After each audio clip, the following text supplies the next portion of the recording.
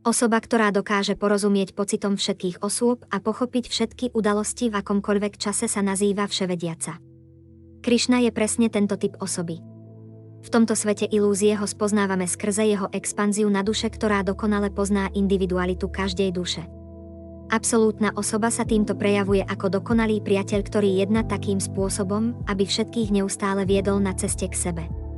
To dokáže práve preto, lebo každého vidí dokonale a jeho zrak nič nezahaľuje. V tomto svete sme zvyknutí na to, že každý svoje názory alebo úsudok zakladá vo veľkej miere na niekom inom mimo seba. Dokonca aj veľmi inteligentné osoby sú vo svojich úsudkoch vždy závislé od externej energie. Aj ich tzv. Vlastné názory sú len akumuláciou všetkých vnímaných individualít. Tým pádom sa pozerajú mimo seba na externú energiu. Ich oči sa pozerajú na externú podobu jogamáje, ktorá sa prejavuje pre podmienené duše v kvalite dobra ako vládnuce božstvá alebo ľudské individuality. Tento pohľad tvorí všetky materiálne identity a ich vzájomné interakcie. Pretože je ich vzájomná spletitosť a dynamika pre podmienenú dušu príťažlivá, tak nechápe, že aj táto situácia je klam jogamáje, ktorá takto zahaľuje skutočnú slávu najvyššieho pána a vytvára hmotnú rozmanitosť v podobe mien a zdania mnohých vzájomne súperiacich osôb. Krišna vedomie znamená aj božské vedomie alebo božský zrak, ktorý presahuje vnímanie hrubého a jemnohmotného tela. Každú individualitu v tomto svete tvoria dve osoby. Duša a najvyššia duša. Podmienené duše sú zaujaté tým, čo vyjadruje podmienená duša, ale Krišna vedomá osoba je zameraná na tú druhú osobu, na Krišnu.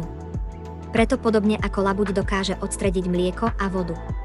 Tým pádom aj keď interaguje s veľkým množstvom osôb a situácií, tým, že sú jej oči sústredené na Krišnu, začína chápať jeho skutočnú hĺbku a majestát, ktorý sa v každej osobe tohto sveta prejavuje ako malý zabalený darček s prekvapením.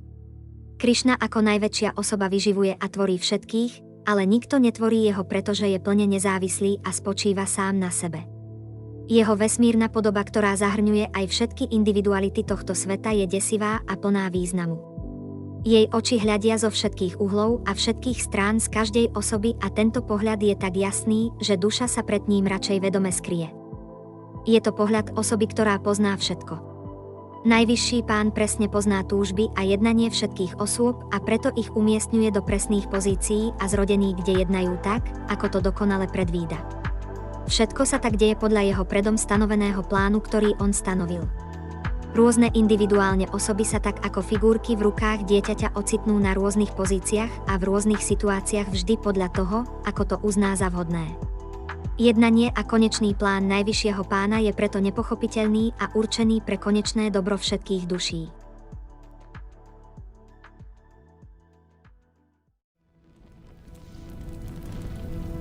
Every magic trick consists of 3 parts, or acts. The first part is called the pledge. The magician shows you something ordinary. The second act is called the turn. The magician takes the ordinary something and makes it into something extraordinary. But you wouldn't clap yet, because making something disappear isn't enough. You have to bring it back.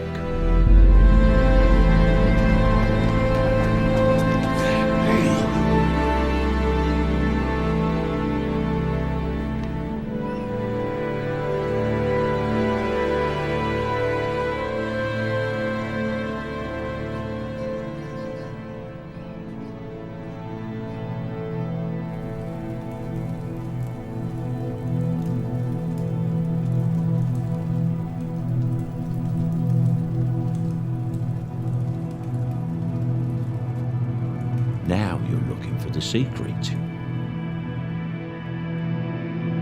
But you won't find it because, of course, you're not really looking. You don't really want to work it out. You want to be fooled.